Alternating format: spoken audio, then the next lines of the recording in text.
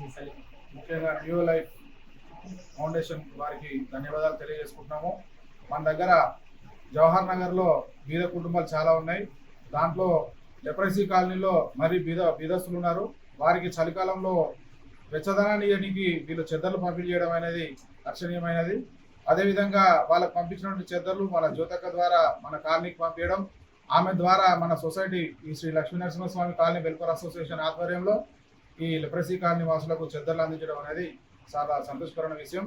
ఇట్లానే ఇంకా ఎలాంటి సందర్భాలలో ఇంకెటువంటి సందర్భాలలో ఇటువంటి సమాజ సేవ కోసం మాకు మీరు ఇదే విధంగా ఆహ్వానిస్తే మేము వచ్చి సేవ చేసుకుంటామని చెప్పి ఈ విధంగా ఈ సందర్భంగా తెలియజేసుకుంటున్నాం.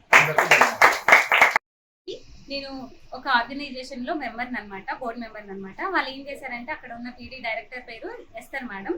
ఆ మేడం మనకి వింటర్ లో మన లెప్రసీ వాళ్ళ కోసం అనేసి కొన్ని రగ్గులు పంపించారనమాట. అది నాకు కోఆర్డినేట్ చేయమని చెప్పారు. కోఆర్డినేట్ చేసి మీకు ఇవ్వమని చెప్పారు. అయితే మన కాలనీ పక్కనే లెప్రసీ కాలనీ ఉంది కాబట్టి అందులో మీ వాళ్ళు మనందరం ఉన్నారు కాబట్టి వాళ్ళకి ఇవ్వాలని నేను తీసుకొచ్చాను అనమాట.